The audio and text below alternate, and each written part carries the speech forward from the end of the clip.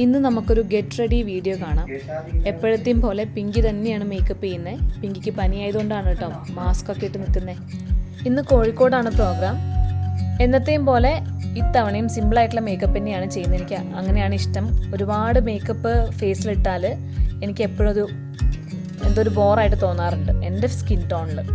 അപ്പോൾ കുറച്ചിട്ടാൽ തന്നെ കുറേ ഇട്ട പോലെ എപ്പോഴും തോന്നും. അതുകൊണ്ട് തന്നെ വളരെ ലൈറ്റായിട്ടാണ് പിങ്കി എനിക്ക് എപ്പോഴും മേക്കപ്പ് ചെയ്ത് തരാറ്.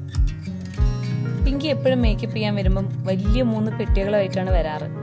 പക്ഷെ അതിൽ ഒരു കുഞ്ഞി പെട്ടിയിലെ സാധനങ്ങൾ മാത്രമേ ഞങ്ങൾ യൂസ് ചെയ്യാറുള്ളൂ കേട്ടോ. അപ്പോൾ ഞാൻ എപ്പോഴും ചോദിക്കും എന്തിനാണ് ഇത്രയും സാധനങ്ങൾ എടുക്കുന്നതെന്ന്. അപ്പോൾ എന്തെങ്കിലും ആവശ്യം വന്നാലോ എന്ന് പറയും.